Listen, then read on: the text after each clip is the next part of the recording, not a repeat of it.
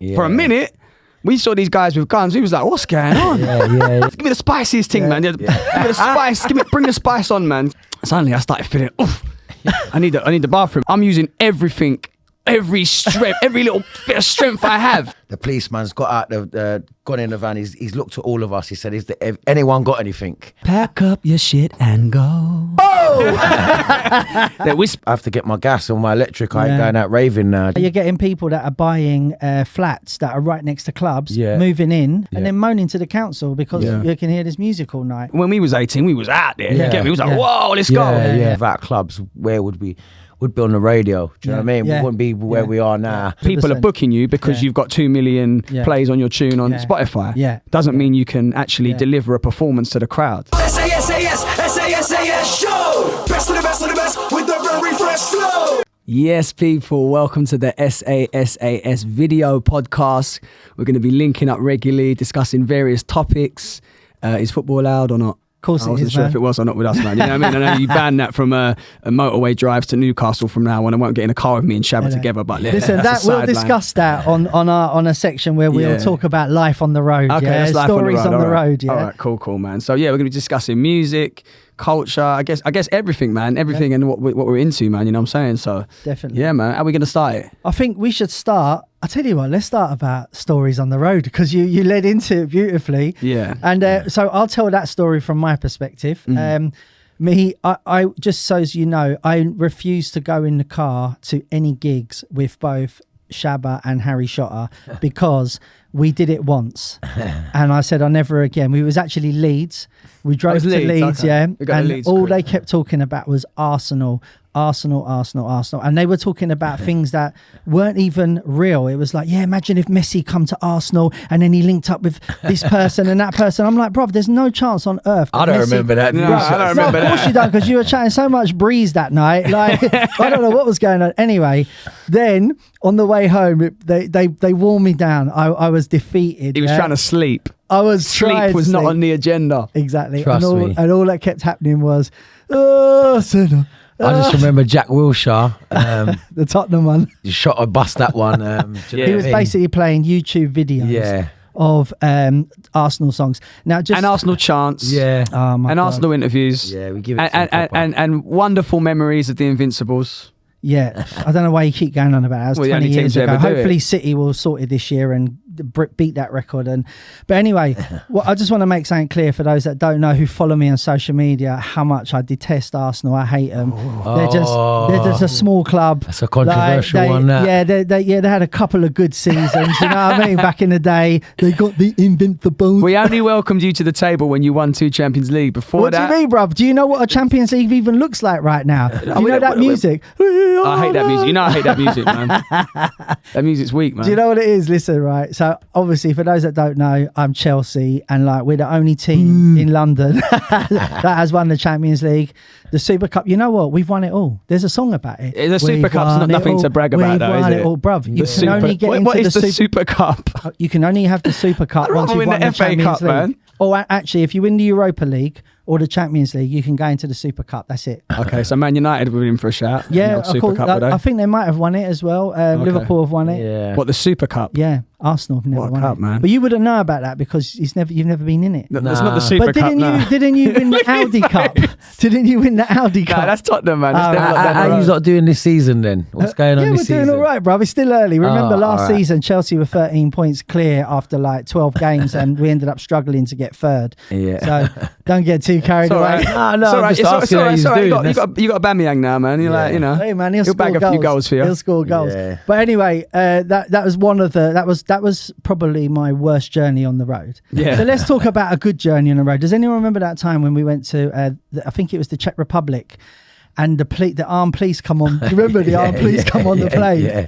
And we were sitting in row 13, and that was wild, man. Yeah. What happened? Was it someone on the plane? Well, what happened is me, you and Skibbs were on the left-hand side of the plane, and Shotta, Mackie and Storm were on the right-hand side of the plane. And they said, everybody from row 13, stay on the plane. Yeah. Everyone, and I went, I was off because I remember I was outside. No, you come with us because we were in row 13 and I went, get up, bruv, let's go. And we just got off the plane. Yeah. And as we were coming off, you turned around and went, they've got guns. They're going on the plane. Yeah, because them lot was behind us, wasn't they? Yeah. Well, it was a miscommunication between the air hostess and the guy and the police, basically. You know what I mean? They presumed it was me storming a Mackie that was like causing some trouble further back. Yeah. You know what I mean? We got kind of typecast as the guys, but then like she was like, no, not them. Those guys at the back. So for a minute, we saw these guys with guns. We was like, what's going on? Yeah. It was a moment, Shabs. Like, me and Stormy was I was in the whoa. airport and we phoned the man. He was like, bro, I'm still here. I think I phoned Skibbs and said, what's going on? No, we were together, brother. I was looking at a video the other day. I think. Me, you, and Skibbs were together. I was looking at the video. I was going live on Facebook and I was going, what's going on? And you lot were telling everyone live. I thought it was a prank at first. I thought you'd done something. No. Like, you know what I mean? Had a word with someone. So like, I don't know what was going on. But yeah, it wasn't us. It wasn't me. We got away with it. Do you know what I mean? Yeah. Well, you didn't get away with it because you didn't do anything. Oh yeah, of course. But that was what you must have a good life on the road. Wow. Yeah. There's been so many. I mean, even just thinking about the tours we've done and whatever. I think South Korea was a mad one. That was crazy. Just going there, just like experiencing that. Like it was just mad. Like we was just like almost going to like I've been Japan before, but that was just almost a similar thing. It was just like going to somewhere out of space, man. They just got It was different. It was different. It was mad, innit? Lovely Like, people, though, it man. was lovely, man. Yeah. It was The country was food lovely. Team. Remember the food team? All right. Cool. Come on. No, break it down. We've got to have an exclusive. I'm gonna break this down, right? go on, So after the show, go to this restaurant now. Like Shabba, Skibbs, Mackie and Fantasy are being smart with the food. They're thinking we don't really know the cuisine, everything else. We're gonna just play it easy with the food. Me and Mackie are like, no, give me the spiciest thing, man. Give me the spice. Bring the spice on, man. Can I just add at this moment when I was trying to feed you it as well. Yeah, you was like, no. Do you remember the guy that was looking after us? He is a local guy, and he was sweating. His shirt was dripping wet, where the food was so hot. It was hot. But I like spice, so I was like, yeah, let me deal with the matter, right? You know what I mean? So I dealt with it. Went back to the hotel, everything wicked, man. It's nice sleep. Get up the next morning, me and Mackie and a few others at breakfast. Suddenly Mackie just run to the toilet, man. It's like Linford Christie, boom. Like Chris Akabusi jumping over tables, madness. He come out and he went, bruv, lucky you didn't have that last night. Because can I just add in, I had one mouthful and I went, no, where's the McDonald's? I see the colour of it. And when I see the colour of it, I was like, because it was like dark red. I was like, it's bare chilly. Like, yeah. I was just like, so I should have seen that Mackie thing should have been like a red flag to me that I ate that as well. Yeah. You know what I mean? But I'm like, oh man, I could deal with the spice. I'm nice at it. You get me? So anyway, we're in the car. Well, you're in a car, but two cars. Shabba and Skibber are with me. Suddenly, I started feeling, I need the bathroom, and I start talking. Like I see garages and places we can stop. Yeah. And I start going to the drive. Hey, bro, can you pull over to them garages, please? And he don't know no English. So he's just driving. Like Skip's got, I think you need to go to the. He got, it's not one for a while, but he basically said, not one for a while, but I'll try and find one, man. It went on and on and on. I'm using everything. Every strength, every little bit of strength I have to not do a madness in front of Skibber and Shabba. You said to me the other day. No, his head was sweating. When Shabba's going to me, you're right, I'm going, yeah. He's like, I'm like this. Yeah. Listen, but you know what? I spoke to you the other day. Yeah, you went, I was trying so hard.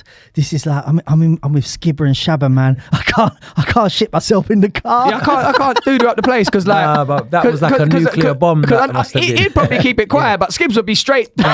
Straight. That would have been online. That's Skibbs' his sense of humour as well. You get me? So like, luckily, thank God.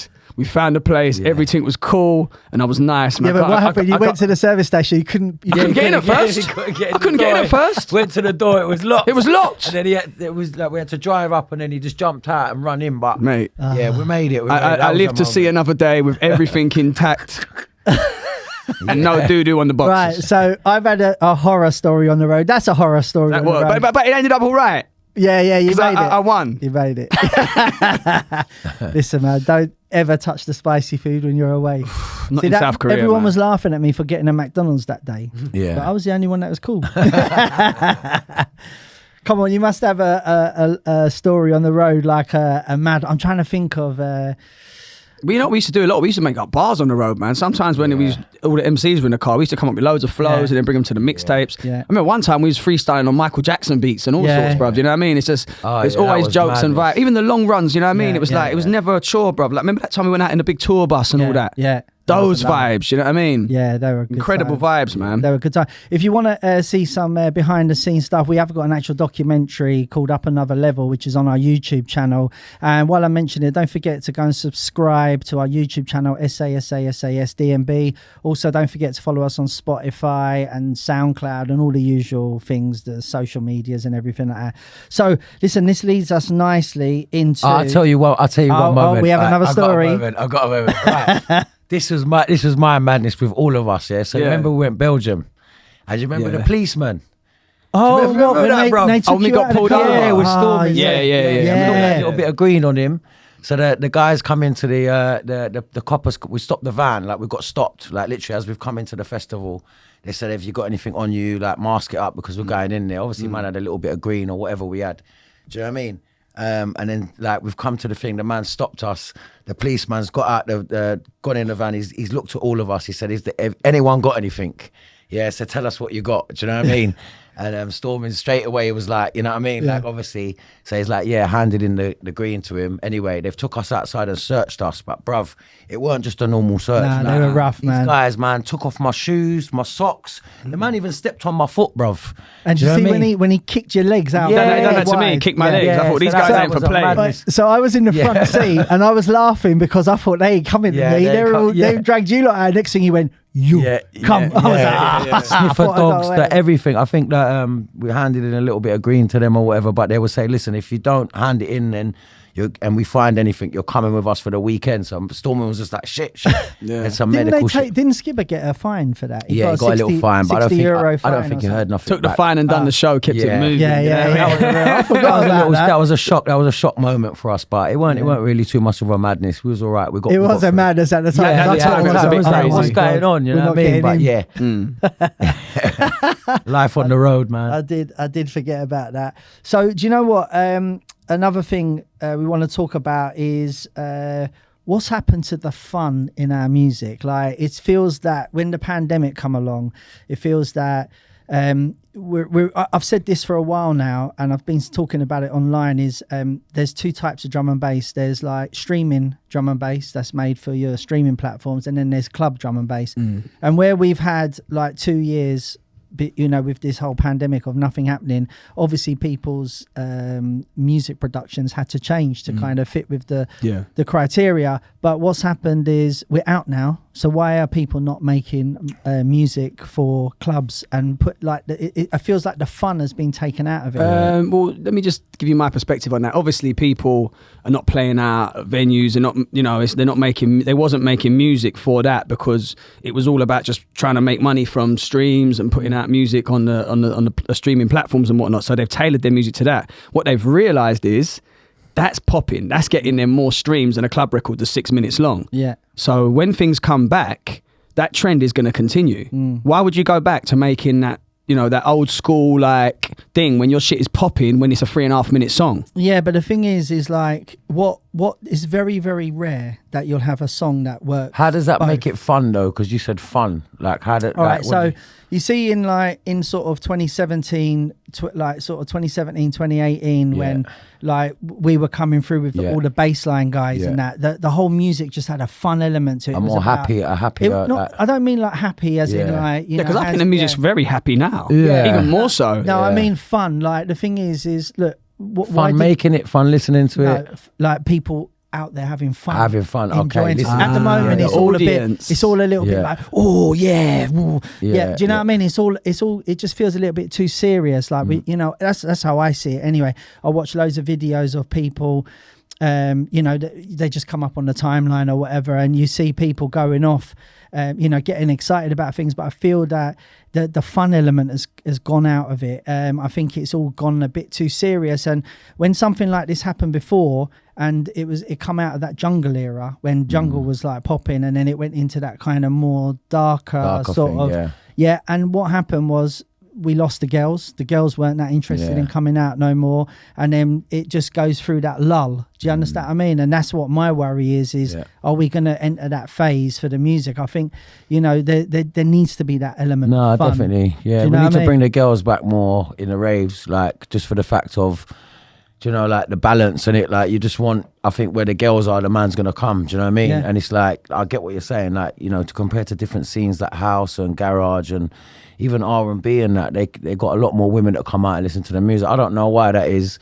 A lot of people I ask and say that it's listening friendly music. Like, a lot of that's fear stuff ain't listening friendly. Do you know, it's not got no melodies in it. No, I hear what you're saying, but when you listen to, say, like, let's say a K Motions, right? Yeah. He will drop a really melodic breakdown of something. It might be an R&B tune, it might be a reggae tune, it might be a trap tune, a drill tune that they all know, right? And then he'll drop into something dark. You know what I mean? So those elements of that fun side of things and those sing-alongs are still in there. Yeah. In a lot of the sets I would do.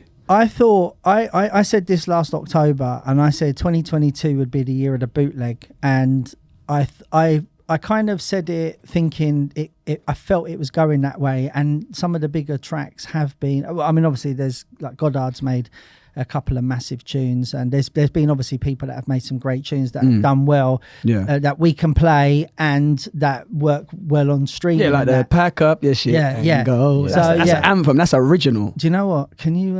I don't sing it anymore. Do it again. Can we? Hey, Goddard, this one's for you, man. I'm auditioning for the next Goddard single right now.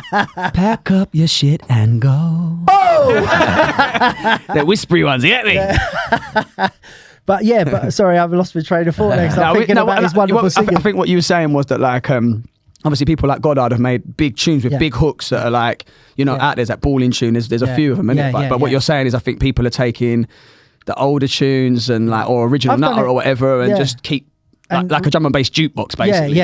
I mean, I'm guilty of that because I kind of think that it's almost like, for me, it's like a bit of a cheat in the way that you play something that you know everybody's going to know. Do you know what I mean? And then you drop it with something nasty, whether you have it like, as in you make the bootleg yourself, or you have something you're going to drop into it yourself. Do you know what I mean? But I definitely feel that it all got a little bit too serious, you know, the music, which is a serious music, but I still think that, you know, I always think back of when I first got into this whole thing back in the day. I got into it because I loved it. The music was fun. Everything was fun about it. Do you know what I mean? And I think if it was all a bit too serious and moody, then maybe I probably wouldn't have invested as much into it. Do you know what I mean? Might be society as well, like, you know, for a pandemic, you know, they raised the electric prices, the gas prices, all these things matter. People, it don't make people happy, and you know, the fun stops when people have to start saying, boy, I have to get my gas and my electric. I ain't going out raving now. Do you know what I mean? That's a good point. Do you know what I mean? That's what I felt. I was talking to a man yesterday, and we was having a conversation about the scene in general.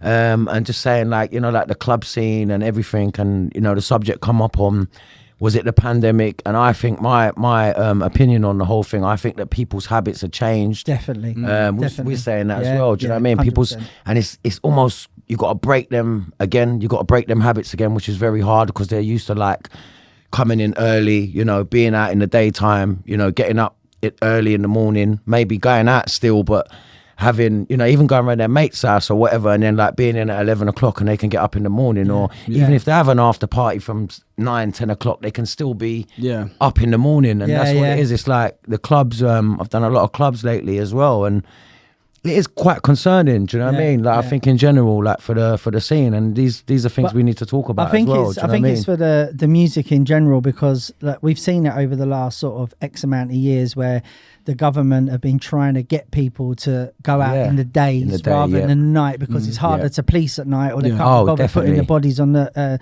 police on the street to keep the streets safe. The noise control, everything. Do you know what I mean? You're getting people that are buying flats that are right next to clubs, moving in, knowing that like fabric is underneath you, and then moaning to the council because you can hear this music all night. So it's habits as well. You're right. It's just you know, trying to break that habit again, and I think it will happen. I feel like people need to what's the word I'm looking for? People need to feel safe when they go out again. And it might be a case of their friends have gone out this year. Are you talking about from COVID, the pandemic? I'm talking about the whole thing. Because a lot of people had anxiety with that. And, you know what I mean? A lot of young people were like, when we was 18, we was out there. You get me? It was like, whoa, let's go. They lived 16 months, 17 months of their life where they could not go out. So they got into these habit forming things of like, oh, we just watch Netflix and get some drinks in and a Chinese or whatever. You know what I'm saying? And that's kind of like, we're saying it like it's forever, but it's only January we're still in it. We didn't know if we was out of it yet.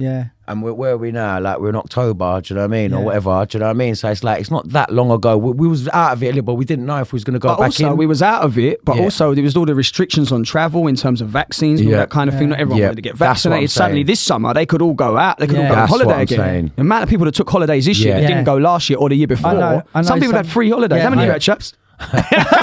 He's the king of the holiday king. I've been away quite a few. You have. I love it because I missed that time. Do you know what I mean? And you're like reflective of a lot of people that have missed that time of being able to go abroad freely. And that will affect the scene. That will affect the scene, no doubt, because you might know someone that's gone away on holiday this year and their friends have gone out clubbing or festival raving all summer.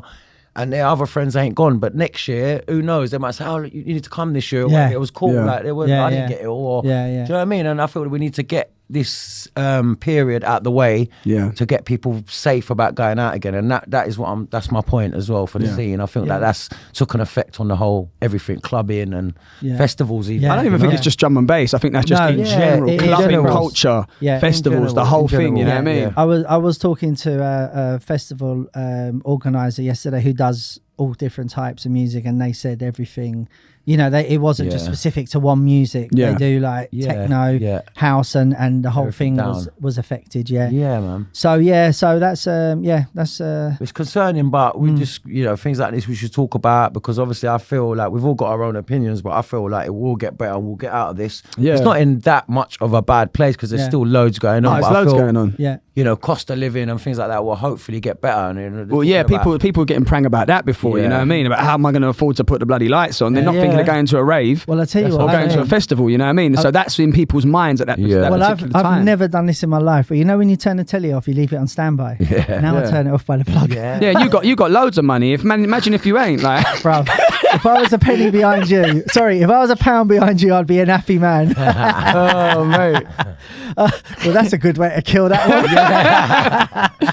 Oh, crazy. Wicked. So listen, let's jump on to, right, we were just talking about the scene, sort of about how the pandemic has affected like clubland and everything. I want to discuss the importance of clubs to the whole music culture. It doesn't matter what genre of music it is, them underground clubs. And I'll start it off by saying, just before that explosion of like bassline and drum and bass in 2017, do you remember little clubs like Blue Mountain in Bristol, Tuesday night, absolutely rammed things like Slam Jam and that. And there was places, not just there was loads of little things popping off. Thursday here, and you could just see these places heaving. And what it is I know Blue Mountain is now gone. It has gone, right? Blue Mountain's not there no more. So and then there's other clubs like that have obviously not lasted out the pandemic, sadly.